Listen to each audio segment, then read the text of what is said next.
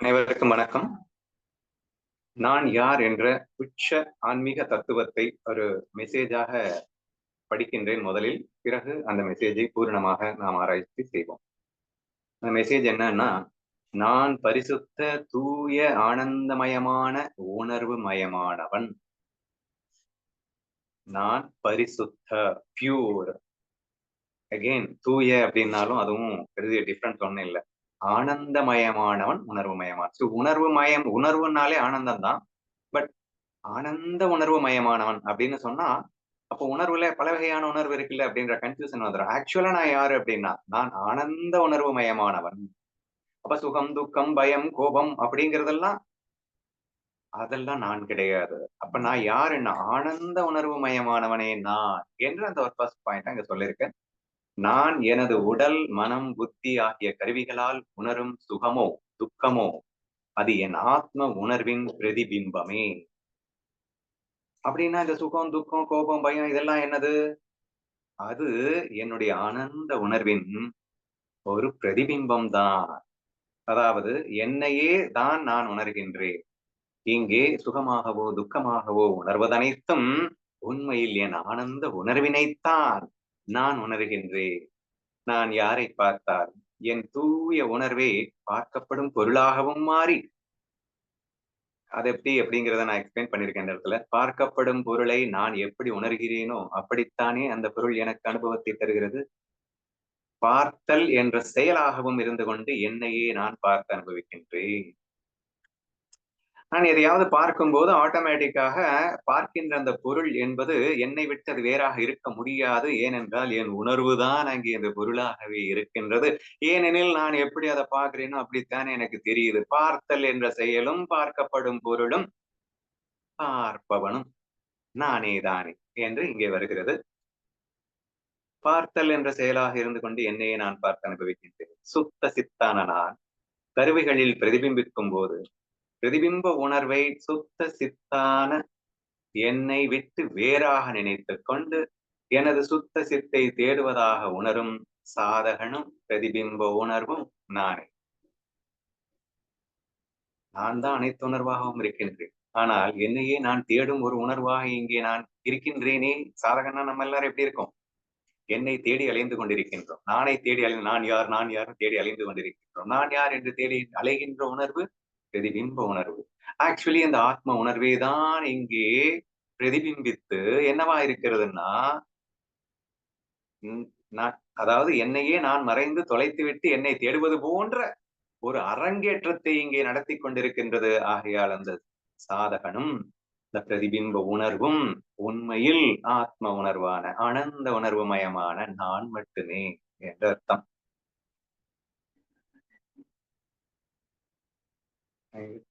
நினைத்துக் கொண்டு சுத்த தேடுவதாக உணர்வனும் நான்.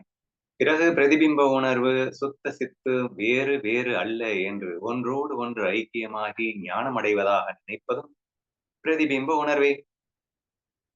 எங்கும் பிரதிபிம்பிக்காமல் எந்த செயலையும் அனுபவிக்காமல் இன்றி அனுபவமும் இன்றி ஆனந்தமாக இருப்பதும் நானே. சோ நெக்ஸ்ட் என்ன பண்ணுதுன்னா, அந்த பிரதிபிம்ப உணர்வு வேற, ஆத்ம உணர்வு ஆனந்தமயமான உணர்வையே பிரதிபிம்பித்து என்னையே நான் தேடிக்கொண்டிருக்கிறேன் என்று சொன்னேன் அல்லவா? அப்படி அல்ல. அது சும்மா நாச்சுக்கும் ஆக்சுவலா அந்த ரெண்டு ஒண்ணுதான் என்று உணர்வதும் நானே. அப்புறம் பிரதிபிம்பிக்காமலேயே என்றும் சாஸ்வதமாய் ஆனந்தமாக இருப்பவனும் நானே. இந்த ஞானத்தை கொடுத்து என்னை சுத்த சித்தாக மாற்றியதால் என் பிரதிபிம்ப உணர்வினை உனக்கே சமர்ப்பிக்கின்றேன். உனக்கு என்றென்றும் நன்றி என்று நம் குருவிடம் நாம் பேசிக் கொண்டிருக்கின்றோம். சரி, இதுல இதை ஆழமாக புரிந்து கொள்ள வேண்டும் அப்படிங்கிறது தான் இன்றைக்கான சேஷன். என்ன புரிஞ்சுக்கணும்? நான் தூய சச்சிதானந்த உணர்வு. சோ எல்லாருமே நீங்க கேள்விப்பட்டிருப்பீங்க இந்த வரி என்னன்னா, சச்சிதானந்த உணர்வு அப்படின்ற வார்த்தை எல்லாரும் கேள்விப்பட்டிருப்பீங்க. அது என்னையா சச்சிதானந்த உணர்வு அப்படின்னா, சத்துன்னா உண்மை, சித்துன்னா உணர்வு, ஆனந்தம்னா அந்த உணர்வு எப்படி இருக்குன்னு சொல்லணும்ல, அதனால ஆனந்த உணர்வு. It's so simple fact to understand. சச்சித்தானந்தம்னா என்ன? But who is that and what is that அப்படின்னா, யூ ஆர் தேட் அப்படிங்கிறதாங்க ரொம்ப முக்கியம்.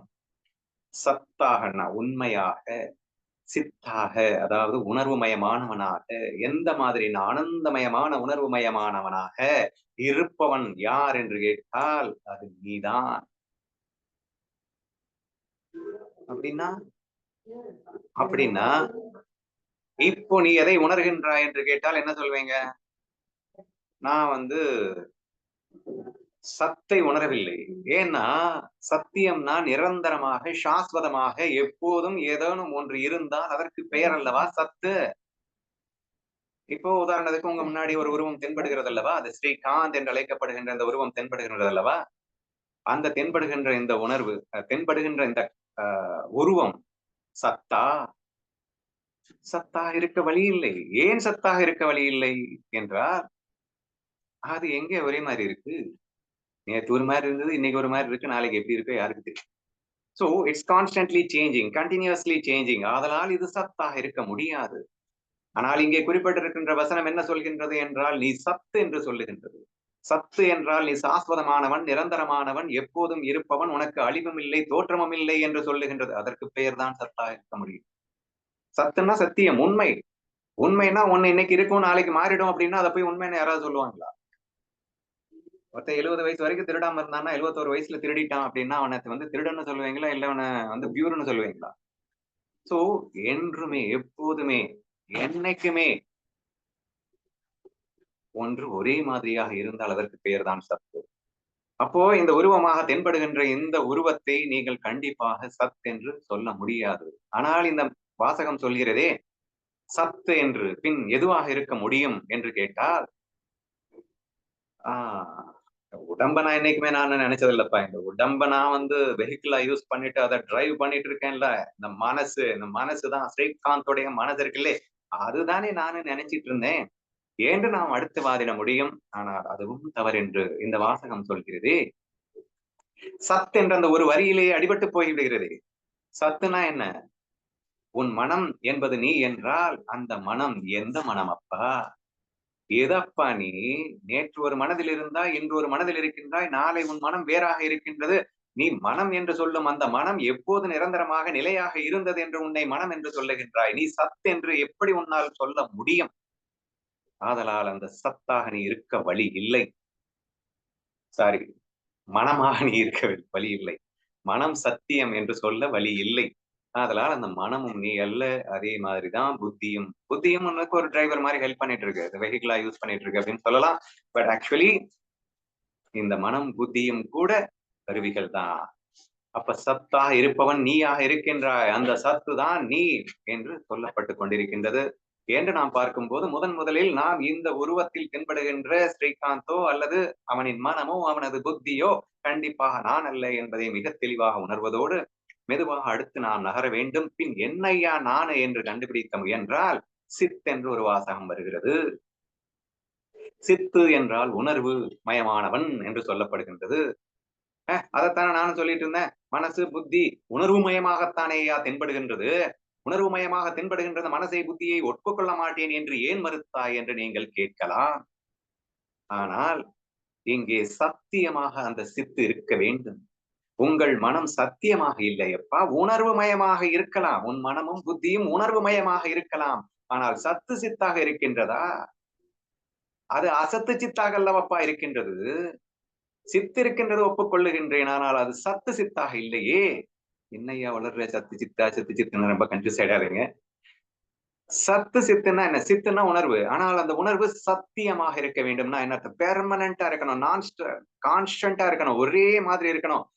அழிவுங்கிறது இருக்க, தோற்றம் இருக்கக்கூடாது என்று நிரந்தரமாக, சாஸ்வதமாக, எப்போதும் ஒரே மாதிரியாக அந்த சித்து இருக்கணும்னு அந்த வாசகம் சொல்லுது. சச்சித்தானந்தமயமானவன், உணர்வு மயமானவன் என்று சொல்லும் போது சித்து என்பது உணர்வு ஒப்புக்கொள்கிறேன். ஆனால் மனம் புத்தியும் நொடிக்கு நொடி மாறிக்கொண்டிருக்கும் அசத்து சித்தப்பா. அதை சத்து சித்து என்று எப்படி நீ சொல்ல முடியும்? ஆதலால் அந்த மனம் புத்தியை நான் நீ இல்லை என்று சொல்ல வந்தேன் என்று சொன்னால் ஏற்றுக்கொள்ளத்தானே வேண்டி இருக்கின்றது. சுத்த சித்து என்று நாம் சொல்லி இருக்கின்றோம், சத்து சித்து என்று சொல்லுகின்றோம். சரியா? அப்போ சித்து என்று நாம் ஆய்வுக்கு மேற்கொள்ளும் போது மனதையும் புத்தியையும் நான் என்று சொல்லுவதற்கு வழி இல்லை என்பதை புரிந்து கொள்ள வேண்டும். சரி, அப்படின்னா அது எங்க இருக்கு? அந்த உணர்வு சத்து சித்தா ஒரு உணர்வு இருக்குங்கிறியப்பா, அது எங்கப்பா இருக்கு? அப்படின்னு கேக்குறீங்க. அத்தோட சேர்த்து இதையும் முடிச்சிடலாம். அந்த சித்து ஆனந்தமயமானது. அப்படின்னா என்ன அர்த்தம்? ஒரே மாதிரியா இருக்கும், கான்ஸ்டன்டா இருக்கும், கூடாது, குறையாது அப்படிங்கிற மாதிரி அந்த உணர்வுன்னு சொன்னியேப்பா, அந்த உணர்வு எப்படிப்பா இருக்கும்? ஆனந்தமயமான உணர்வா. ஏன் உன் மனசு பெர்மனன்ட்டா என்னைக்காவது ஆனந்தமா இருந்திருக்கா? உன் புத்தி என்னைக்காவது ஆனந்தமா இருந்திருக்கா? சோ, பெர்மனன்ட்டா ஆனந்தமா இல்லாத இந்த மன உணர்வினையும், புத்தி உணர்வினையும் நீ என்று சொல்லத் தகாது. அப்ப கான்ஸ்டன்டா, பெர்மனன்ட்டா இருக்கணும். அது ஆனந்தமாகவும் இருக்க வேண்டும். அப்படி நீ இருந்தால், அதுதான் நீ என்று இந்த வாசகம் சொல்லுகின்றது. இந்த வாசகம் சொல்லலைங்க. இது என்ன பெரிய கூத்துன்னா, அதுதான் நான் அப்படிங்கிறது மட்டும் இல்ல. அதுதான் நீங்களும் அப்படிங்கிறது. இந்த எல்லாமே அந்த உண்மை, இது சச்சித்தானந்தம் என்பது மகத்தான உண்மை தத்துவம். சரியா? அந்த உண்மை தத்துவத்தை நாம் உணர்வதற்கு இப்படிலாம் பேச வேண்டியது இருக்கு. அவ்வளவுதான். பட் நீ யாரு அப்படின்னு கேட்டா நம்ம தவறா சொல்றோம். இந்த உடம்பு நான், மனம் நான், புத்தி நான் என்று பேசிக் கொண்டிருக்கின்றோம். ஆனால் உண்மையில் பேசுவதே அந்த சித்துதான். சுத்த சத்து சித்துதான். அது இல்லைன்னா பேசவே முடியாது.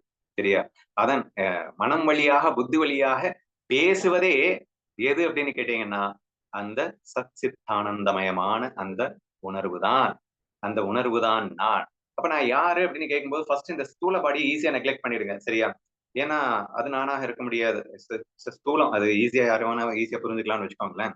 ஏன்னா உணர்வு மயமானவன். அப்ப நான் யாருன்னா நான் உணர்வு மயமானவன் என்று. அப்ப இந்த மனசு புத்தி என்பது என் உணர்வினை வெளிப்படுத்தும் கருவிகள்.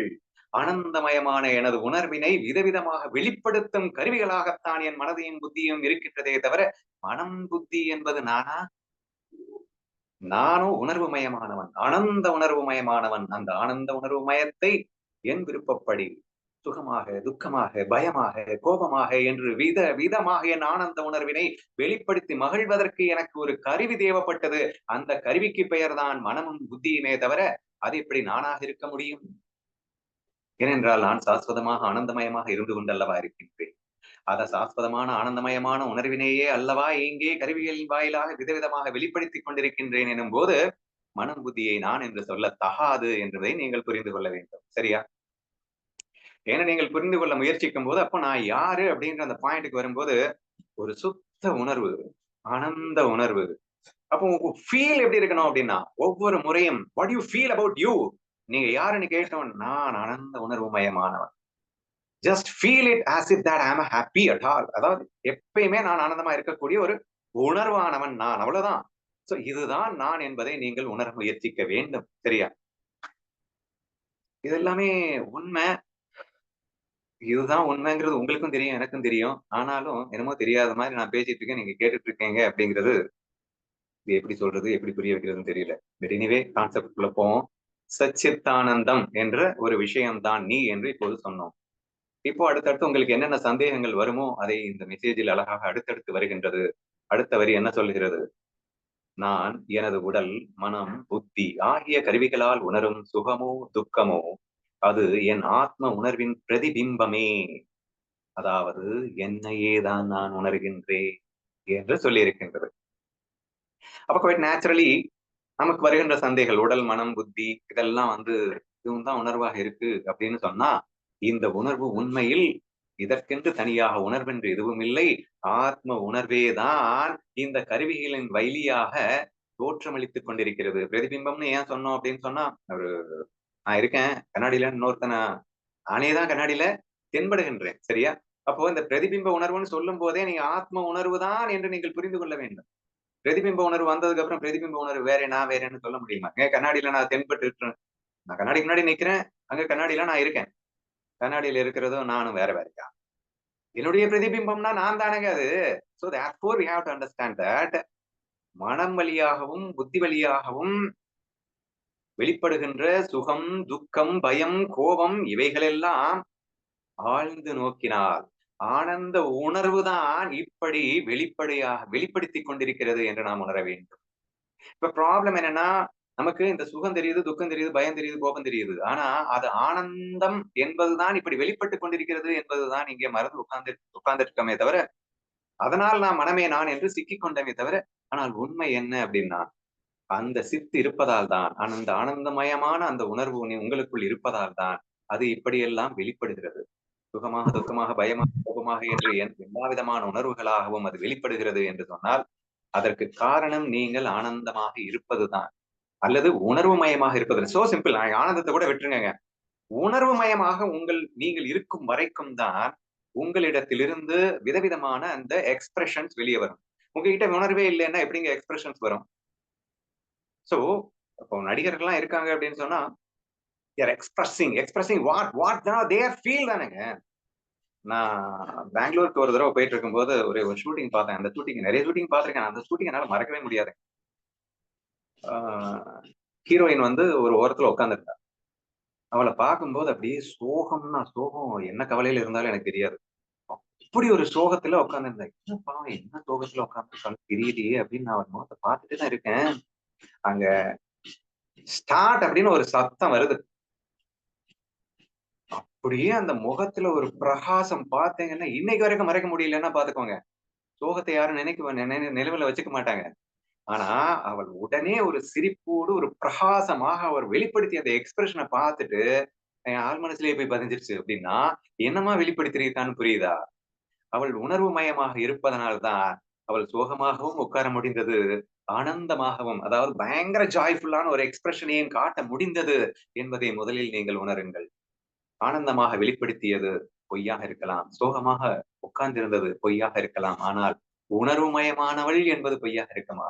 அவளது உணர்வுமயமான அந்த உணர்வு அல்லவா இங்கே இப்படி இப்படி விதமாக வெளிப்பட்டு மகிழ்ந்து கொண்டிருக்கிறது என்பதை உங்களால் புரிந்து கொள்ள முடிகிறதா? இப்படி இங்கே பிரதிபிம்ப உணர்வு மட்டும் தனியாக இருப்பதற்கு வழி இல்லை. மாறிக்கொண்டிருக்கும் இந்த உணர்வுகளுக்கெல்லாம் அஸ்திவாரம் ஒன்று வேண்டும். அதுதான் இங்கே இந்த மாற்றத்தை தந்து கொண்டிருக்க முடியும் என்று நீங்கள் உணர முயற்சிக்க வேண்டும்னு நான் சொல்றேன். அப்ப இப்ப ஒரு செகண்ட்ல அவ வந்து பயங்கரமான ஹாப்பி எக்ஸ்பிரஷனுக்கு போறா. கட்டுன்னு சொல்லி முடிச்சதுக்கு அப்புறம் டேக் நாட் ஓகேன்னு சொல்லிட்டாங்க. மறுபடியும் சோகத்துக்கு போயிட்டா.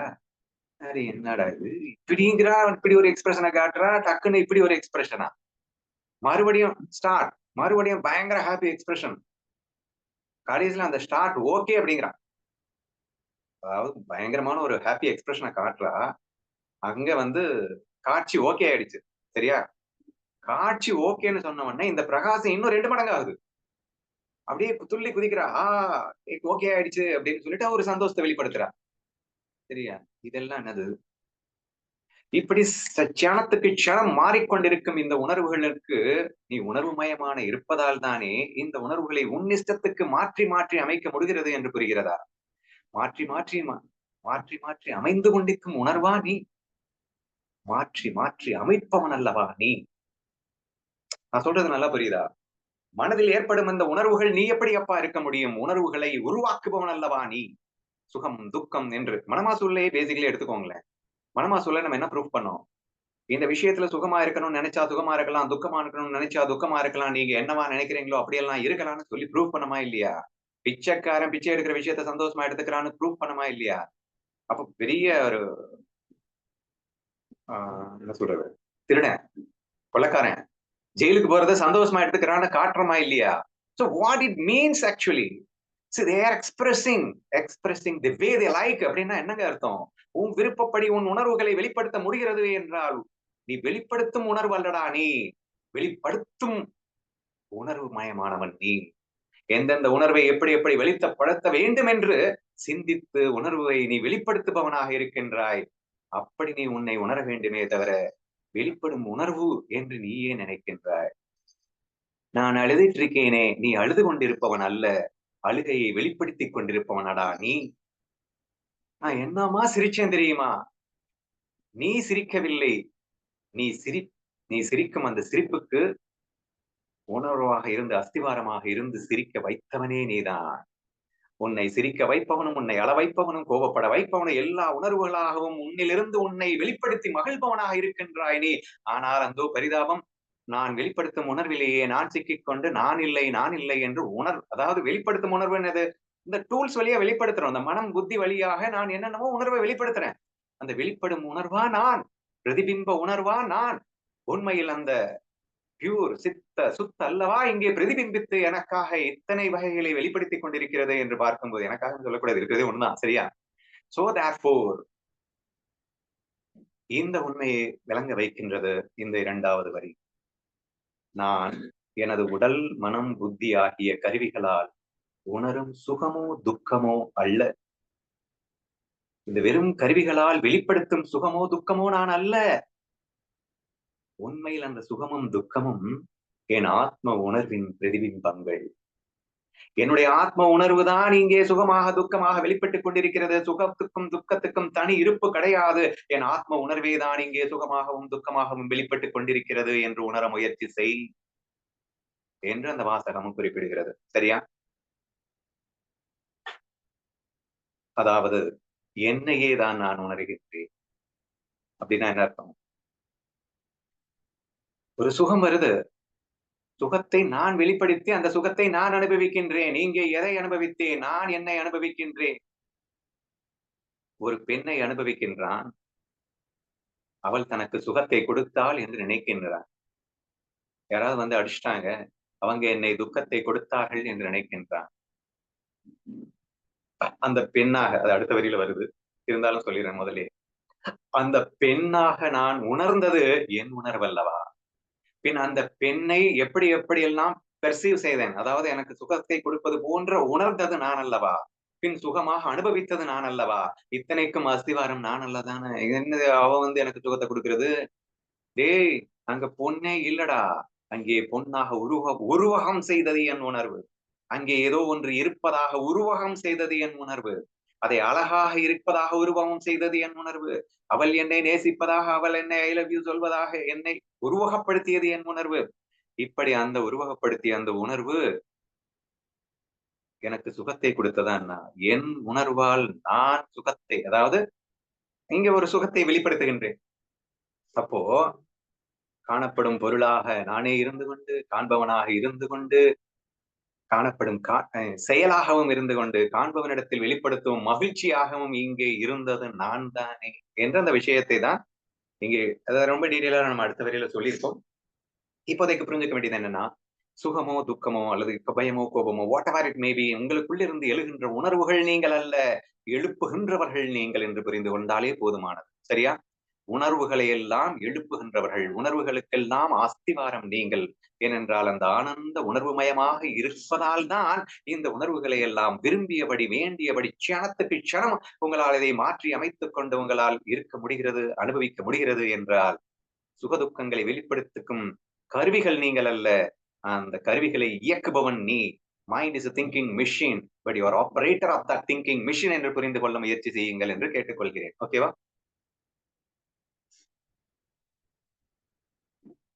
அதாவது என்னையே நான் உணர்கிறேன். நான் யாரை பார்த்தாலும் எதை பார்த்தாலும் என் தூய உணர்வே பார்க்கப்படும் பொருளாக மாறி, அதை ரொம்ப டீடைலா எக்ஸ்பிளைன் பண்றதுக்காக தான் இது வருது. புரிஞ்சிருக்கும்னு நினைக்கிறேன். பார்க்கப்படும் பொருளை நான் எப்படி உணர்கிறேனோ அப்படித்தானே அந்த பொருள் எனக்கு அனுபவத்தை தருகிறது என்றால், பார்க்கப்படும் பொருள் என்று தனியாக எங்கே ஏதாவது இருக்கிறதா என்ன? அங்கே எதை நான் காண்கின்றேனோ அதை நான் எப்படி காண வேண்டும், என் உணர்வு அதை எப்படி காண்கிறதோ அப்படி அது எனக்கு அனுபவத்தை தருகிறது என்றால், என் உணர்வே தான் காணப்படும் பொருளாக மாறி இருக்கின்றது என்று உங்களால் உணர முடிகிறதா? காணும் செயல் என்பதும் நானே, காண்பவனும் நானே, காணப்படும் பொருளும் நானே என்ற இந்த தத்துவத்தை உணர முடிகிறதா என்று முயற்சி செய்யுங்கள். என்ற பார்த்தல் என்ற செயலாகவும் இருந்து கொண்டு என்னையே நான் பார்த்து அனுபவிக்கின்றேன் அப்படிங்கிற அந்த விஷயம்தான். சோ என்னையே நான் பார்த்து அனுபவிக்கின்றேன் அப்படிங்கிற விஷயத்துல நீங்க சுகமா அனுபவிக்கலாம், துக்கமா அனுபவிக்கலாம், பயமா கோபமா என்று எத்தனை உணர்வு மயமாகவும் நீங்கள் அனுபவியுங்கள். எதை அனுபவிக்கின்றீர்கள் என்றால், பார்க்கப்படும் பொருளாகவும் நீங்களே இருந்து கொண்டு, பார்த்தல் என்ற செயலாகவும் இருந்து கொண்டு, பார்ப்பவனாகவும் இருந்து கொண்டு, இந்த இடத்தில் எந்த உணர்வை வெளிப்படுத்த வேண்டும் என்று நீங்களே முடிவு செய்து, மிக அழகாக இருக்கின்றால் என்னிடம் ஐ லவ் யூ சொன்னால் என்று உணர்ந்து இங்கே சுக உணர்வை வெளிப்படுத்தவா? ஐயோ அசிங்கமா இருக்காலே, சி என்ன இவ என் தலையில கட்டிட்டாங்களே என்ற உணர்வினை எடுத்துக்கொண்டு துக்கத்துக்கு செல்லவா என்று இவைகளுக்கெல்லாம் அஸ்திவாரமாக இருப்பவன் அல்லவா நான்? காண்பதெல்லாம் என்னையே காண்கின்றேன் என்ற தத்துவம் உங்களுக்கு புரிகிறதா? நம்ம ரொம்ப டீட்டெயிலா நம்ம கிளாஸஸ்ல டிஸ்கஸ் பண்ணியிருக்கோம், நான் இல்லைன்னு சொல்லல. கல்பனை அப்படிங்கிற ஒரு விஷயத்த நம்ம பேசியிருக்கோம். இங்கு எண்ணங்கள் தான் எல்லாமாக இருக்கின்றது. கண் விழித்து பார்த்த மாத்திரத்தில் உலகம் விரிகிறது என்றால் எண்ணங்கள் மனம் விழித்ததும் உலகம் விரிகிறது. எண்ணங்கள் வந்ததும் உலகம் வருகிறது. எண்ணங்கள் இல்லாத போது அங்கே உலகம் இல்லை என்று நாம் சுட்டிக்காட்டினோம். சரியா? அப்போ முழுக்க முழுக்க எல்லாம் உனது கற்பனையால் இங்கே நிகழ்கிறது என்று சொன்னோம். ஆனால் எதை கற்பனை செய்ய வேண்டும், எப்படி கற்பனை செய்ய வேண்டும் என்று நிர்ணயிப்பவனே அந்த இங்க சுத்த சத்து சித்தானந்தம் அப்படின்னு சொல்லக்கூடிய அந்த தூய உணர்வு உண்மையில எதுவுமே பண்றது இல்லை அப்படிங்கறதையும் நம்ம சொல்லியிருக்கோம். அதை இங்க கன்ஃபியூஸ் பண்ண வேணாம். இங்க நான் சிம்பிளா ட்ரை பண்ண வர்றது என்னன்னா,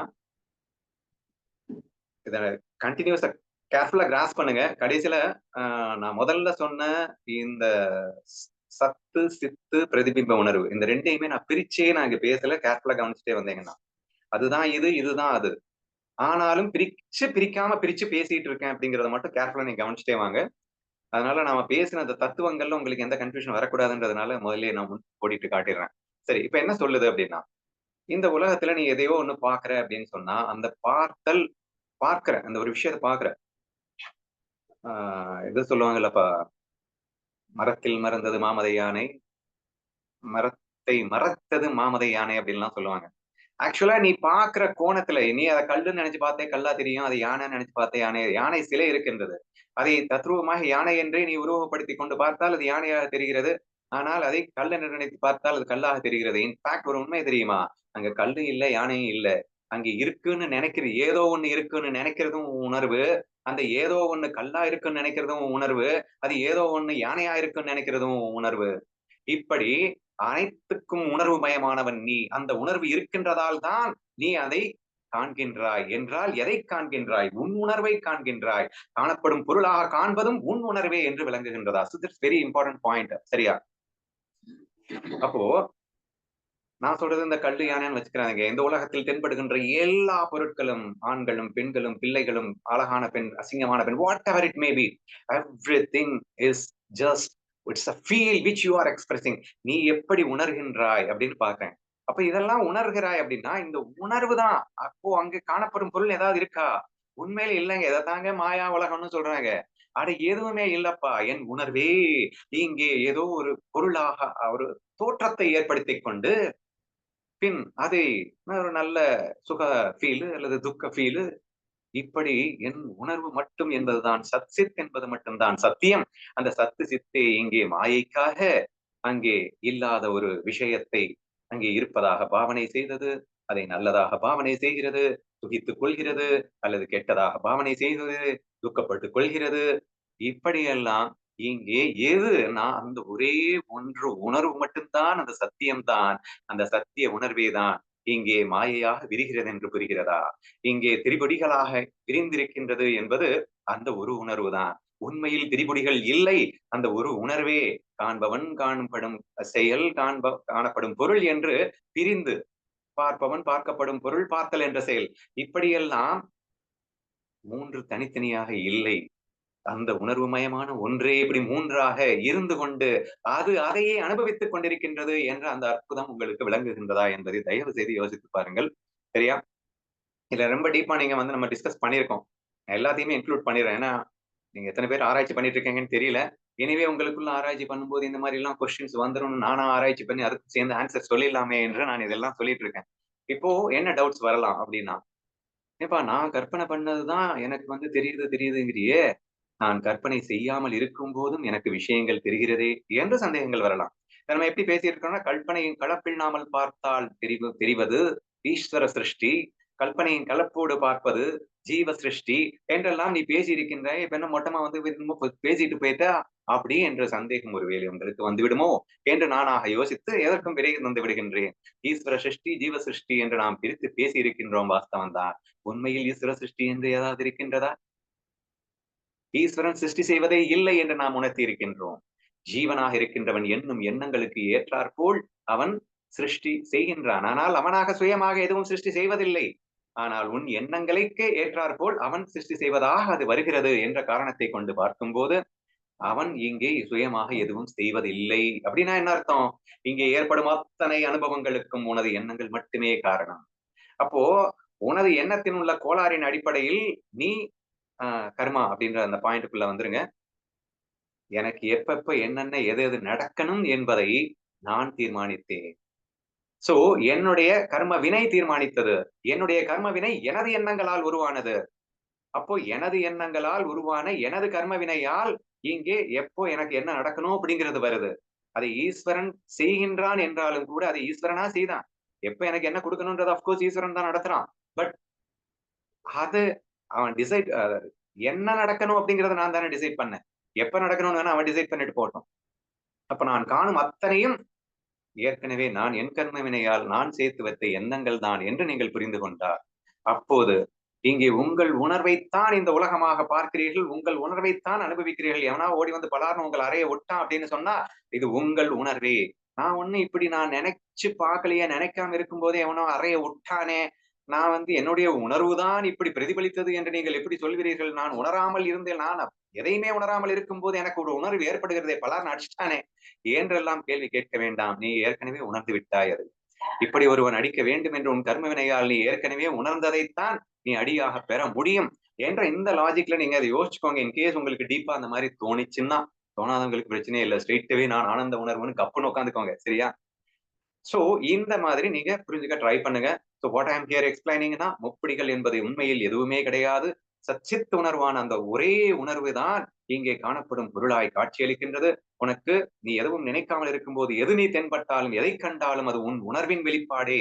அந்த உணர்வு நீ முதலில் நினைத்த பிறகு அந்த அனுபவம் வந்ததா, அல்லது பொருளை கண்ட பிறகு அனுபவம் வந்ததா, எப்படி வந்தாலும் சரி அது உனது உணர்வே.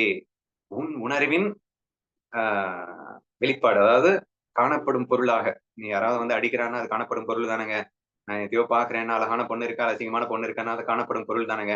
அந்த காணப்படும் பொருள் தானாக வந்தாலும், நீ நினைக்காத போது தானாக வந்தாலும், ஜீவ சிருஷ்டியாக இல்லாமல் ஈஸ்வர சிருஷ்டியாக வந்தாலும் அதை என் உணர்வு தான். ஏனென்றால் ஈஸ்வரன் என் உணர்வை தானப்பா எனக்கு தருகின்றான் என்று புரிந்து கொள்ளுங்கள் அப்படின்னு நான் சொல்ல வரேன். சரியா? He is the controller of my thoughts. என்னுடைய தாட்ஸ் தான் இங்க எல்லாமே பிரதிபிம்பித்துட்டு இருக்கு. அது நானா வாலண்டரியா பிரதிபிம்பிக்கும் போதும் சரி, அல்லது ஈஸ்வரன் எனக்காக பிரதிபிம்பிச்சாலும் சரி, இட் இஸ் மை ஃபீல் என்ற அந்த ஆனந்த உணர்வு தான் இங்கே எல்லாமாக பிரதிபிம்பித்துக் கொண்டிருக்கிறது. என்னை அடிப்பதாக, என்னை கொடுமைப்படுத்துவதாக, எனக்கு நல்லது பண்ணுவதாக, என்னை முத்தம் கொடுப்பதாக, what ever happens in my life it is nothing but my உணர்வின் வெளிப்பாடு. எனது உணர்வு அப்படி ஃபீல் பண்ணுது, அது எனக்கு நடக்குது. இந்த உண்மையை உணர்ந்து விடுங்கள். நீங்கள் என்னவாக உணர்கிறீர்களோ அப்படித்தான் உங்களுக்கு உணர்வு ஏற்படுகிறது என்பதோடு மட்டுமில்லாமல், உங்கள் உணர்வே இங்கே காணப்படும் பொருளாக அல்லது இந்த உலகமாக, மாயையாக நீயேதான் உலகமாக மாறுகின்றாய். அந்த உலகத்தை அனுபவிப்பவனாகவும் நீயேதான் இருக்கின்றாய். இங்கே உன்னை தவிர எதுவும் இல்லை என்ற அந்த மகத்தான உண்மையை அந்த வரிகள் எடுத்துச் சொல்லுகின்றதாக உணர்ந்து விடுங்கள். சோ முப்படிகள் இல்லாமல் உன்னையே நீ அனுபவிக்கின்றாய் என்று சொல்லுகின்றது. அடுத்து ஒரு சின்ன கூத்து. சுத்த சித்தான நான் கருவிகளில் பிரதிபிம்பிக்கும் போது பிரதிபிம்ப உணர்வை சுத்த சித்தான என்னை விட்டு வேறாக நினைத்துக் கொண்டு எனது சுத்த சித்தை தேடுவதாக உணரும் சாதகனும். சாதகன்றவன் யாரு? பிரதிபிம்ப உணர்வும் சுத்த சித்து தான். நானே என்ன யாரு? நான் முதலே சொல்லிட்டேன். நான் அப்படிங்கிறவன் சுத்த பரிசுத்த ஆனந்தமயமான உணர்வு மயமானவன் அப்படின்னு சொல்லிட்டேன். இப்ப இந்த ஆனந்தமயமான உணர்வு ஒரு மேஜிக் பண்ணுது. ஆக்சுவலா இதைத்தான் இந்த வரிகள் புரிந்து கொள்ள வேண்டும் என்றால் அமிர்த அனுபவிக்கே நீங்கள் செல்ல வேண்டிய அவசியம் ஏற்படும். நேத்து ஒருத்தர் சொன்னாரு, how it is possible to forget my செல்ஃப்ங்க. எங்க என்ன எப்படிங்க நான் மறக்க முடியும்? It is impossible. என்னமோ என்னையே மறந்துட்டேன் அப்படின்லாம் சொல்றதெல்லாம் வேடிக்கையா இருக்கு. ஹவ் இட் இஸ் பாசிபிள், என்னையே நான் மறக்கிறதுன்றது சாத்தியமே இல்லை அல்லவா என்ற ஒரு கேள்வியை கேட்டார். அதுதான் மிகப்பெரிய உண்மை. சரியா? அது அமிர்த அனுபவம் போனாதான் புரியும். இப்போதைக்கு மறந்ததாகவே வச்சுப்போம், இல்லைன்னா ரொம்ப புரிஞ்சுக்கிறது கஷ்டமா இருக்கும்.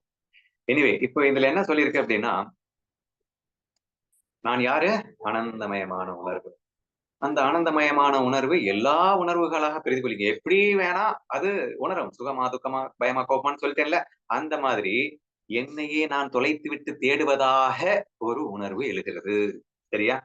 சோ என்னையே நான் யாரு அப்படின்னா, நான் யாருன்னு சொன்ன இந்த உடம்ப காட்டினவொடனே இந்த உடம்பு நினைச்சிடாதீங்க. இங்க நான் சொல்லும் போது அந்த சுத்த சச்சிதான் அந்த உணர்வு மட்டும்தான் உங்களுக்கு ஃபீலுக்குள்ள வரணும். சரியா? இந்த கையை காட்டுட்டு உடம்பு, ஏன்னா நம்ம உடம்புலயே சிக்கி போயிட்டோம். அது வேற ஒரு பெரிய தொல்லையா இருக்கு.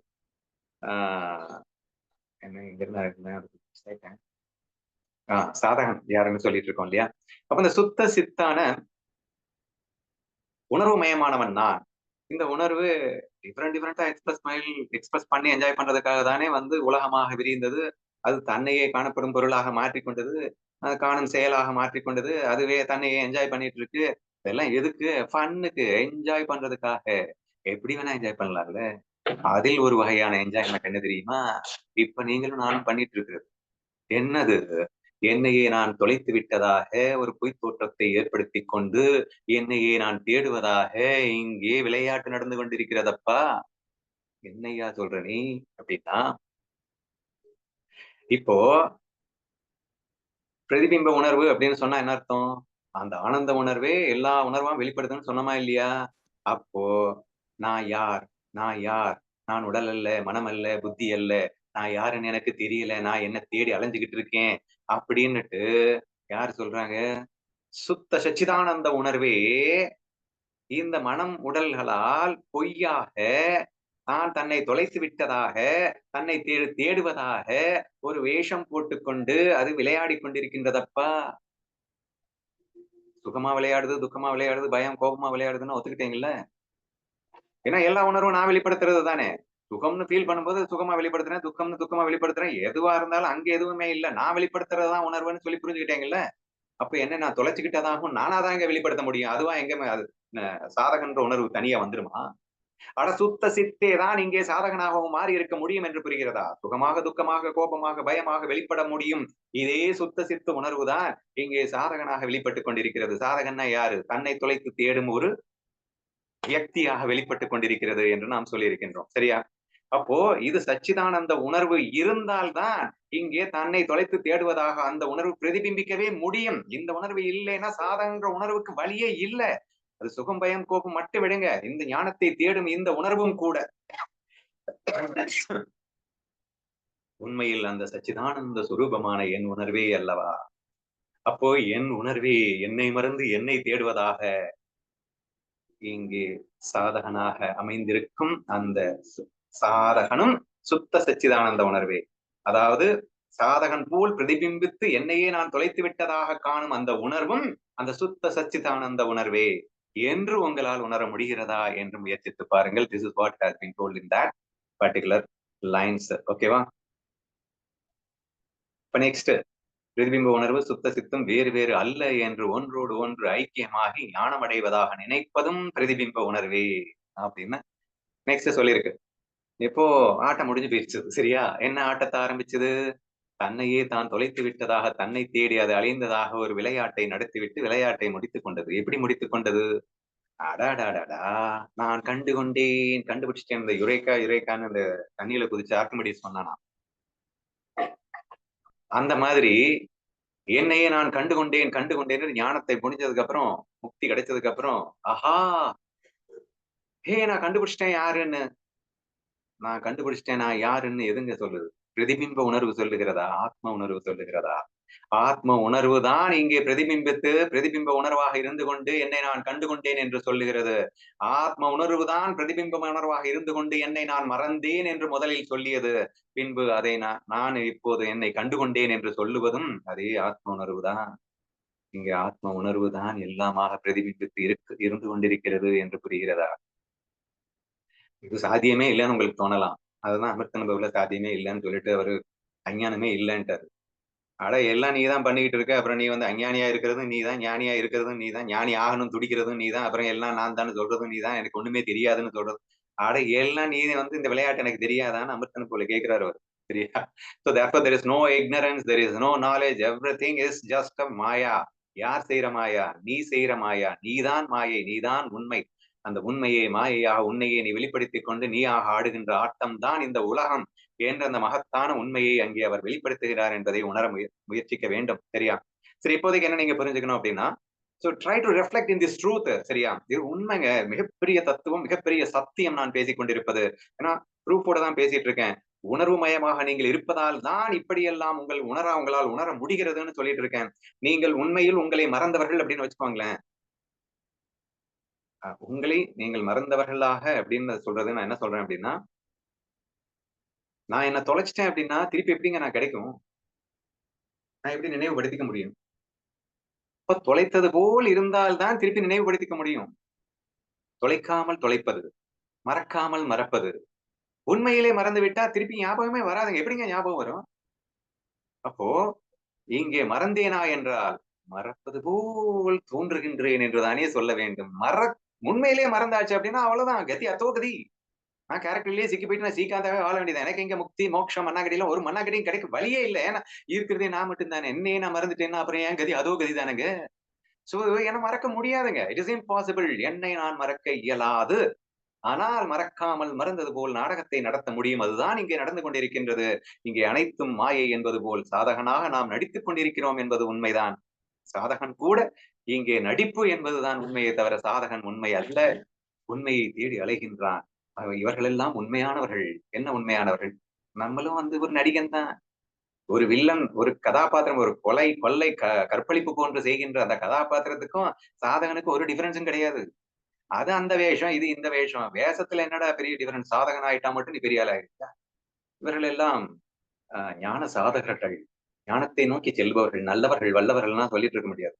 அது எல்லாமே போய் பிரதிபிம்பமா விளையாடிட்டு இருக்குப்பா. எல்லாம் போய் வேஷம் தானப்பா. என்ற அடிப்படையில் கண்டீர்கள் என்றால் அனைத்தும் ஒன்றென்று உங்களால் உணர முடியும் என்று நான் நம்புகின்றேன். சோ இன் திஸ் வே இங்கே அனைத்தும் உனது ஒரே உணர்வு தான் இங்கே பிரதிபிம்பித்து உலகமாக இருந்து கொண்டு சுகதுக்க உணர்வுகள் மட்டும் இல்லாமல் எல்லா கதாபாத்திரங்களாகவும் இருந்து கொண்டு இங்கே சாதகன் என்ற ஒரு போர்வையில் இருந்து கொண்டு பின் ஞானியாகிவிட்டேன் என்ற போர்வையில் வந்து கொண்டு அத்தனையும் இங்கே எது இருக்கிறது என்றால் அது அத்தனையுமாக எது இருக்கிறது என்றால் சுத்த சச்சிதானந்த உணர்வு மயமானவன் என்ற அந்த ஒன்றுதான் என்பதை புரிய வைக்க முயற்சித்திருக்கின்றேன். அப்படின்னு சொல்றதை விட நான் புரிந்து கொள்ள முயற்சித்துக் கொண்டிருக்கிறேன் அப்படின்னு சொல்றது கரெக்டா இருக்கும்னு நினைக்கிறேன். சோ எந்த அது முக்கியமான பாயிண்ட் நெக்ஸ்ட். எங்கும் பிரதிபிம்பிக்காமல் எந்த செயலும் அனுபவமும் இன்றி ஆனந்தமாக இருப்பவனும் நானே. சரியா? So it doesn't mean that நான் உணர்வு மயமானவன் அப்படின்னு சொல்லும் போது எதையும் செய்யாமலும் சேவிக்காமலும் அப்படியே இருந்தாலும் நான் ஆனந்தமயமானவன் தான்.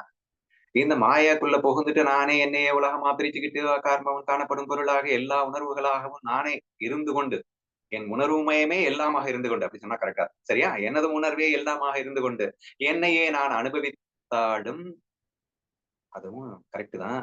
ஆனா அப்படித்தான் ஒண்ணு இருக்கணும்னு கட்டாயம் ஒண்ணு கிடையாது. நான் எதிலும் பிரதிபிம்பிக்காமல் அப்படின்னா என்ன அர்த்தம்? எந்த வேஷத்தையும் போடாம அல்லது நான் எந்த உணர்வுன்னா அந்த சுத்த சச்சித்தானந்த உணர்வு அப்படின்னு சொன்னோம் இல்லையா?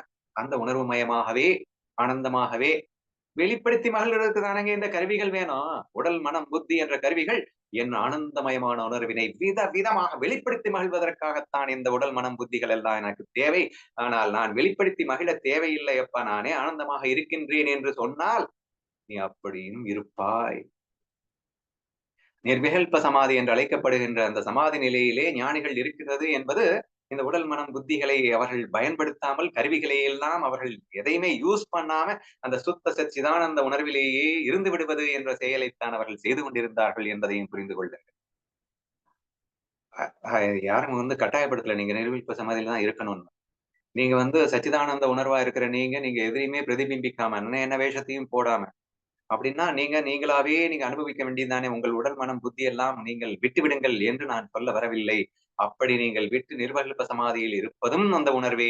ஆனால் அதுவேதான் எல்லாமாகவும் இருக்கின்றது என்ற என்றும் சேர்ந்து புரிந்து கொள்ள வேண்டும். அவ்வளவுதான். சோ இப்போ மாயை, அதாவது மாயை என்பது தவறுன்னு நான் சொல்ல வரல. இது ஆட்டோமேட்டிக்கா இருக்கத்தான் செய்யும். ஆனந்தமயமான உணர்வு விதவிதமாக வெளிப்படுத்தி நிகழ்வது தவறா? தவறெல்லாம் கிடையாது. ஆனால் வெளிப்படுத்தும் அந்த உணர்வுதான் உண்மை என்று நினைத்து நாம் அஞ்ஞானிகளாக வாழ்கின்றோமே, அதை வேண்டுமானால் தவறென்று சொல்லலாம். ஆனா இந்த ரொம்ப டீப்பா நீங்க புரிஞ்சுட்டு இருந்தீங்கன்னா அப்படியெல்லாம் ஒண்ணுமே இல்ல அஞ்ஞானமே அப்படிங்கிற மாதிரி தான் தோணும்னு நினைக்கிறேன். I don't know how for you have understood. இனி ஃபைனலா ஒரு முக்கியமான விஷயம். இந்த ஞானத்தை கொடுத்து என்னை சுத்த சித்தாக மாற்றியதால் என் பிரதிபிம்ப உணர்வினை உனக்கே சமர்ப்பிக்கின்றேன். உனக்கு என்றென்றும் நன்றி.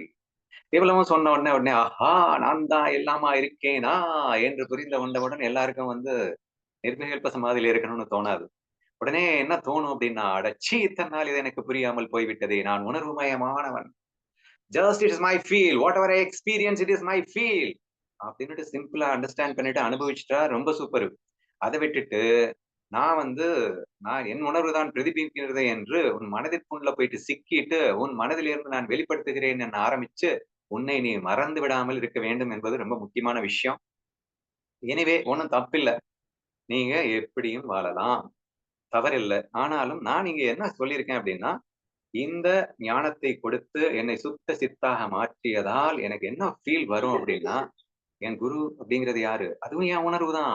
என் குருவாக என் உணர்வே அங்கே இருந்து, எனக்கு ஞானத்தை போதித்தது போல் போதித்து, ஞானம் இல்லாத எனக்கு ஞானம் வந்தது போன்ற எல்லாம் நாடகம் தான். பட் ஸ்டில் என்னை மறந்திருந்ததாக நான் உணர்ந்திருந்த அந்த ஃபீல் அது பொய்யாகவே இருந்தாலும், அதுக்கப்புறம் எனக்கு ஞானத்தை கொடுத்த அந்த குருநாதன் அப்படிங்கிறது என்னதான் பொய்யாகவே இருந்தாலும், அது எனக்குள் ஒரு ஆழமான தாக்கத்தை ஏற்படுத்தி இருக்கிறது. அந்த தாக்கத்தை என்னால் மறக்க முடியாது. அனைத்தையும் பொய் என்று என் குருநாதரை ஒதுக்கித் தள்ள முடியாது. ஆதலால் நான் என்னை உணர்ந்து விட்டேன். உணர்ந்த பிறகும் என் குருநாதனின் காலடியில் விழுந்து கிடப்பேன். இனி அவருக்கே என்னை சமர்ப்பிக்கின்றேன்னா என்ன அர்த்தம்? இந்த உடல், மனம், புத்தி ஆகிய பிரதிபிம்ப உணர்வினை சமர்ப்பிக்கின்றேன். நான் தான் எல்லாமா இருக்கேன், இல்லன்னு சொல்லல.